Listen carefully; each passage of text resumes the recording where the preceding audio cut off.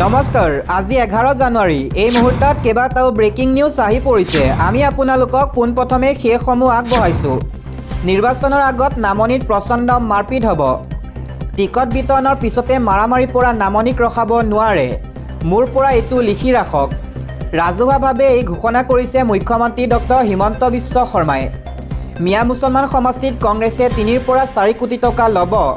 আগতেও লৈছে, এইবাৰৰ নিৰ্বাচনতো ল'ব। মাৰামাৰি হোৱাটো খাটাং, এইটো গেৰাণ্টি। ইজনে সিজনক টকা লোৱা অভিযোগত মাৰপিটো কৰিব। টিকট দিয়াৰ পিছতে হুলস্থুল হ'ব মিয়া মুছলমান সমষ্টিত। এনেদৰে মন্তব্য কৰিছে মুখ্যমন্ত্ৰী হিমন্ত বিশ্ব শৰ্মাই। ইয়াৰ পাছৰ খবৰ, ৰাজ্যত পুনৰ সংঘটিত হৈছে ভয়ংকৰ ধৰ্ষণৰ ঘটনা। বংগীয় মুছলমানৰ বিৰুদ্ধে ৰাজপথত ওলাই আহিছে শ শ লোক। দিন দুপৰতে ধৰ্ষণ এগৰাকী হিন্দু যুৱতীক। এই ঘটনাক লৈ উত্তপ্ত হৈ পৰিছে কোকৰাঝাৰৰ সদৰ চহৰ। ৰফিকুল ইছলাম নামৰ পাখণ্ডই সংঘটিত কৰে এই কুকাণ্ড। এই ঘটনাৰ পাছতে কোকৰাঝাৰ সদৰ থানা ঘেৰাও কৰে শ শ লোকে। লগতে পথ অৱৰোধ কৰি পৰিস্থিতি ভয়াৱহ কৰি তোলে ৰাইজে। পৰিস্থিতি নিয়ন্ত্ৰণ কৰিবলৈ নামি পৰিছে আৰক্ষী।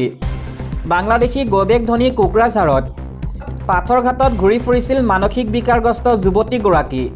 ধুবুৰী জিলাত চাপৰ নিবাসী ৰফিকুল ইছলামে সংঘটিত কৰিলে এই ঘটনা। পাথাৰঘাটত আছাম এজেঞ্চি পথ নিৰ্মাণৰ মহৰী আছিল ৰফিকুল ইছলাম। ঘটনাৰ মাজতে অভিযুক্তক আটক কৰিছে আৰক্ষীয়ে। পৰৱৰ্তী খবৰ, 10 দিনৰ ব্যৱধানত ৰাজ্যত আহি আছে 4টাকৈ ভূমিকম্প। যিকোনো মুহূৰ্ততে বৰ ভূমিকম্প অহাৰ সতৰ্কবাণী। ৰাজ্যত বৃদ্ধি পাইছে ভূমিকম্পৰ প্ৰকোপ। কপিলীফাটৰ প্ৰভাৱত অসমত হৈ পৰিছে ৰেড জন।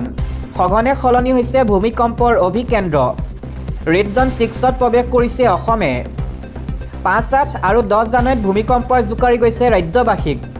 আজিৰ দিনটোত পুৱাৰে পৰা 2টাকৈ মৃদু ভূমিকম্প। বছৰৰ প্ৰথমটো ভূমিকম্প ৰিখটাৰ স্কেল আছিল 5.6 প্ৰাবল্য। ক্ৰমাগতভাৱে 4.1, 2.9 আৰু 3.5 ৰিখটাৰ স্কেলৰ ভূমিকম্প হৈছে ৰাজ্যত। ইতিমধ্যে ৰেড এলাৰ্টত আছে ৰাজ্যৰ 5খনকৈ গুৰুত্বপূৰ্ণ জিলা। ভূমিকম্প প্ৰৱণ বিবেচিত ৰাজ্যৰ 5খনকৈ জিলা। যিকোনো মুহূৰ্ততে আকৌ আহিব পাৰে প্ৰচণ্ড জোকাৰণি। ভূবিজ্ঞানীৰ সতৰ্কবাণীয়ে শংকিত কৰিছে জনতাক। ৰেড জোনত পৰিছে নগাঁও, মৰিগাঁও, কাৰ্বি আংলং। লগতে শোণিতপুৰ, দৰঙৰ বাবেও সতৰ্কতা জাৰি কৰা হৈছে। আৰু দৰং, মৰিগাঁও মাজেৰে ভূগৰ্ভত সৃষ্টি হ'ব পাৰে কপিলীফাট। সঘনাই অহা ভূমিকম্পে ভূগৰ্ভত সৃষ্টি কৰিছে ভয়াৱহ কপিলীফাটৰ। ভূগৰ্ভত 4 ইঞ্চি গভীৰতাত সোমাই পৰিল টেকটনিক প্লেট। নগাঁও মাজেৰে গৈ বৰাক ভেলী পৰ্যন্ত সতৰ্কতা জাৰি কৰা হৈছে। কাছাৰ, শ্ৰীভূমি, হাইলাকান্দিতো কপিলীফাটৰ আশংকা। বংগ সংযোগী ধুবুৰী ভূগৰ্ভতো আছে বৃহৎ ফাট। আন এটা খবৰ, মিয়াবস্তিত প্ৰশাসনৰ বৃহৎ উচ্ছেদ অভিযান। এইবাৰ মালিগাঁৱৰ মিয়াবস্তিত প্ৰশাসনে চলালে উচ্ছেদ। চৰকাৰী ভূমি দখল কৰা প্ৰতিটো বাসগৃহ ভাঙি তছনছ কৰা হ'ল। নিশাটোৰ ভিতৰতে গঢ়ি উঠা প্ৰতিটো ঘৰতে চলিল প্ৰশাসনৰ বুলডোজাৰ। ভূমি দখল কৰি কৰি গাঁৱলৈ ৰূপান্তৰ কৰিছিল বেদখলকাৰীয়ে। ৰেল বিভাগৰ ভূমি বেদখল কৰি সাজি তুলিছিল মিয়াবস্তি। অবৈধ প্ৰতিটো ঘৰতে চলিল প্ৰশাসনৰ বুলডোজাৰৰ কোব। দিব লৈছোঁ আন এটা খবৰ, নৰপিশাচকেইটাক পৃথিৱীৰ কঠোৰৰ পৰা কঠোৰতম শাস্তি প্ৰদান কৰক। নৰপিশাচকেইটাৰ বিৰুদ্ধে এয়া অসমবাসীৰ যুঁজ। এই যুঁজৰ ন্যায়েৰে আদালতত ন্যায় প্ৰতিষ্ঠা সুনিশ্চিত কৰিব। অসমবাসীয়ে নহয়, সমগ্ৰ বিশ্বই অতি আস্থাৰে ন্যায়ৰ বাবে আশা কৰিব। জুবিন গাৰ্গ ঘটনা সন্দৰ্ভত এইদৰে মন্তব্য কৰিছে গৰিমা শইকীয়া গাৰ্গে।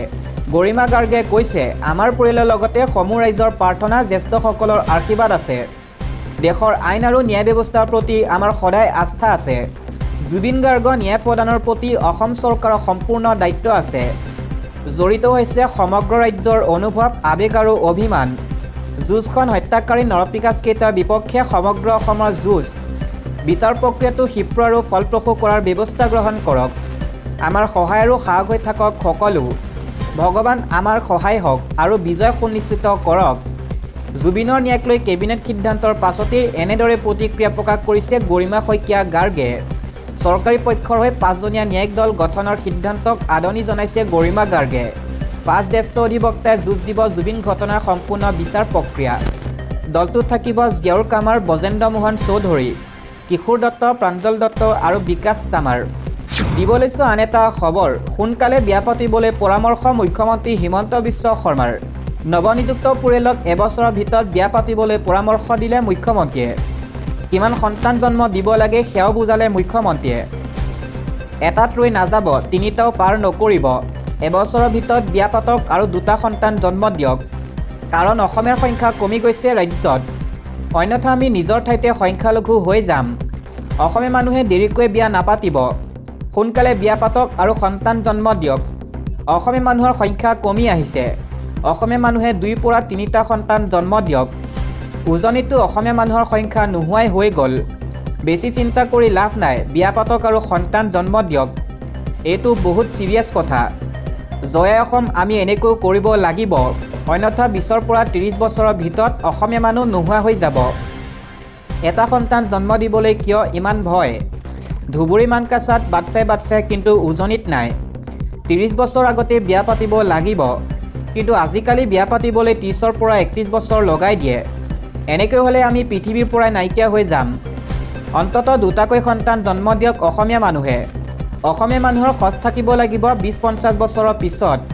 চৰকাৰী চাকৰি পোৱাসকলে সোনকালে সন্তান জন্ম দিয়ক। চাকৰি হোৱাৰ পিছত এবছৰতকৈ দেৰি হ'ব নালাগে। এনেদৰে এতিয়া মন্তব্য কৰিছে মুখ্যমন্ত্ৰী হিমন্ত বিশ্ব শৰ্মাই। দিব লৈছোঁ আন এটা খবৰ। ভাৰতে ভয় নকৰে ট্ৰাম্পক, নিজৰ স্থিতিত অটল থকাৰ হুংকাৰ। ভাৰতৰ ওপৰত 500% শুল্ক আৰোপ কৰাৰ ক্ষেত্ৰত ট্ৰাম্পৰ ভাবুকিক লৈ প্ৰতিক্ৰিয়া প্ৰকাশ কৰিছে ভাৰতে। ভাৰতৰ বৈদেশিক মন্ত্ৰালয়ে এই সন্দৰ্ভত কয় যে কোনো শক্তি হেঁচাত ভাৰতে বাণিজ্যৰ নীতি সলনি নকৰে।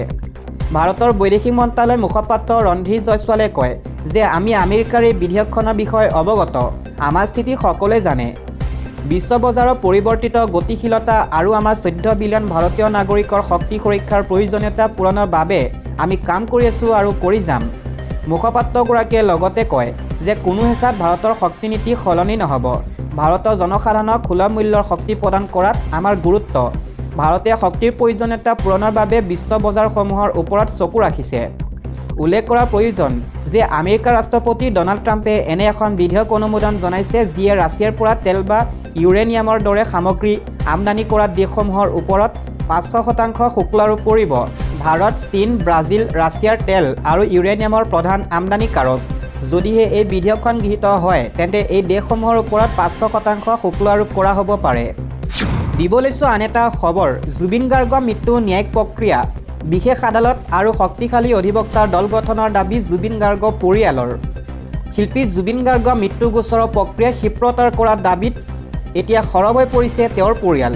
শিল্পীগৰাকীৰ পত্নী গৰিমা শইকীয়া গাৰ্গ আৰু পৰিয়ালৰ সদস্য শেহতীয়াকৈ মুখ্যমন্ত্ৰী ডক্টৰ হিমন্ত বিশ্ব শৰ্মালৈ এখন পত্ৰ প্ৰেৰণ কৰি গোচৰটোৰ বাবে এক বিশেষ আদালত গঠন কৰাৰ লগতে চৰকাৰী পক্ষত এদল শক্তিশালী অধিবক্তা নিয়োগৰ আবেদন জনাইছে।